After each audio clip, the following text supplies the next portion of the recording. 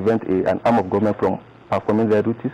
I don't think she has gone to court per se. I'm not aware that the Minister of Petroleum has gone to court to stop any investigation. But the issue of the Parliament, especially the House of Representatives and the government, those are issues that are to be sorted out, which I even asked the Attorney General to really see how we will sort out. Because there are issues that are not clear. The Minister of Petroleum has appeared before the Parliament more than 200 times, or 200 days. In fact, some of my ministers have spent 25% of their working hours in the Parliament. No country can progress when the minister spends 24% of the days in the week appearing before Parliament. But the minister has not gone to court to stop them. I know what the information I have is that quite a number of organizations are beginning to question some of the rationale about this, the proofs and proofs. Sometimes you see that certain things are being politicized. But I would like you to know, the Parliament is made up of politicians. The Parliament of any country is made up of politicians, and they play politics with whatever they have. And if you have been following the issues in Parliament, especially the House of Reps, you really see that there is more of politics than work. I had a lot of storm with them when the Security and Exchange Commission DG, they asked me to drop her. Luckily, I'm not the one who appointed her. For the Petroleum Minister, I appointed her. She's also from my state. So there are quite a number of issues people will raise. But I said, no, I cannot drop the lady because there are so-called reports of your probe panel does not fit into what I know. You see, the Parliament of a country must also not go into what some people, I don't know how correct that language is, into parliamentary dictatorship. And I said, we try to avoid executive dictatorship. As a president, an executive president, you can do a number of things, but I must be mindful about how I use my powers. As a president, if I exercise up to 40-50% of the powers of the president who has executive powers, Nigerians will say I'm a dictator.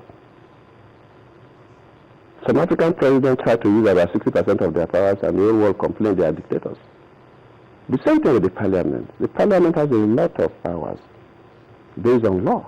And the time you are not careful about how you deploy your powers, you will now become a kind of a dictatorial body. People will feel you are intimidating them, you don't allow people to work. So we have issues. Definitely federal government and House of Reps have issues. We have issues. Not Senate. On the oil sector, Mr. President, following the recent fuel scarcity, the operators of filling stations have manipulated their pumping machines. While government has not come out to say it's not 97 naira, the amount they are selling, the petrol, it's above official price. And the people are worried that is it an indirect deregulation of this sector? There's no indirect deregulation. Definitely, I'm not one person who will want to do things indirectly. When I was to increase the pump price, when from all the economic analysis, it was very clear to me that if we don't change the pump price, as a nation, the economy was going to collapse. And I said, we are going to change it. At the time, it was quite challenging. You know what happened in Lagos?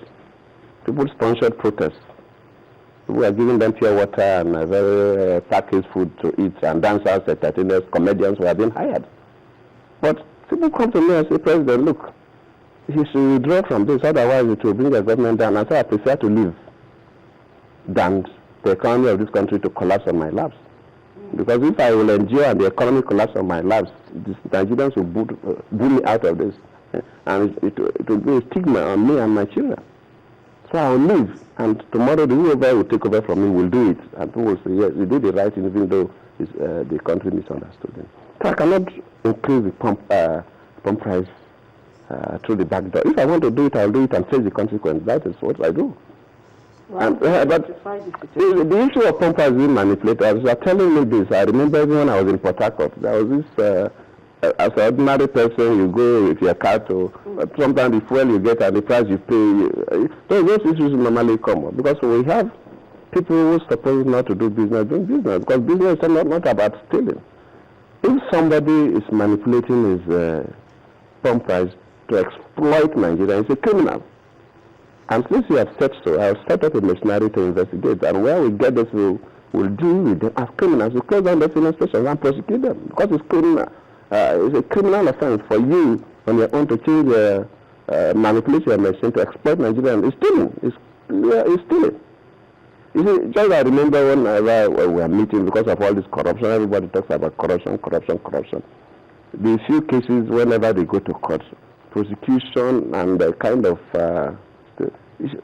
it's always a problem. I set up a meeting, never before, where the key actors in the executive, myself, the vice president, EFCC, ICPC, called the National Assembly leadership, Senate President, Speaker, their deputies, and the Chief Justice of the Federation, the President of the Appeal Court, and the Chief Judges of some states, one per zone, and the Chief Judge of the Federal High Court, and so on. So let us meet and put heads together. It's not a formal meeting, it's not defined by law, it's not in the Constitution, but it's our country where everybody is talking about corruption. How do we work together to change that perception? That means that the courts too must handle corruption issues with dispatch. So if matters burden on corruption get to the courts, they will also handle it in a way that it's a problem. Even the National Assembly should know issues of corruption. Even the executive must come together and see to change that perception. Because sometimes perception could be stronger than the real thing. Because the feeling is the government is not fighting corruption. People have perception, they may refer to one or two things, petroleum is this, they refer to some few things and create perception. But I remember what the Chief Judge then, Mustafa, said, that because of this, as if that he himself was worried, the issue, corruption, decided to take things to analyze most of these case files that people talk about corruption. And then when he looked through, over 70% of them have nothing to do with corruption, but common stealing, which our laws can properly capture. But you see, the word corruption is now being overused. A common thief is a corruption. So there are clear cases where somebody steals, and instead of prosecuting that as an issue of, we have thieves all over the world. They say corruption in Nigeria. The Chief Judge, Mustafa, said that more than 70% of those files that we talk about corruption, even some of them, even sometimes from EFCC and other agencies, that legally they are just clear cases of people who steal money. So I'm not trying to say there's actually a narrow boundary between stealing and corruption, especially if a public officer is involved. So I know, but I'm just raising these issues to tell you, because you talked about the pump price, the frustration of government. I will not be here to know whether somebody in Lagos has manipulated his pump price. But if the ordinary people volunteer that information to government, we have a department, the Department of Petroleum Resources, DPRO. They are responsible to ensure that marketers don't cheat others. So if you have said so, then the DPRO themselves probably have not been going around to monitor. But because you have said so, and I believe as I'm talking, the DPRO people will also, they must do their work, and from tomorrow I'll find out whether this is real, and they must go and verify that this is happening or it is not happening in this country. I will not, and I repeat, I will not change pump price to the back door. If I want to do it, I will do it clearly based on the law, because the law says that you have to announce it to Nigerians. You have to give a date and a time. In most cases, it takes 12 midnight of a particular day. And you must announce it and you gazette it. No president just wake up and change pump price. You must follow the law. If I'm to do it, I will do it exactly. Even if it will cost my job, I will. Because if I'm doing it, I will be doing it because of what the general public will gain, not what few individuals will get. So I will not hesitate to do it if I think it has to be done. But I have no plans now to change pump price. All right, Mr. President, let's stay on with the issues of governance. And as you mentioned, question of corruption, and you yourself have used the term to say there is a perception.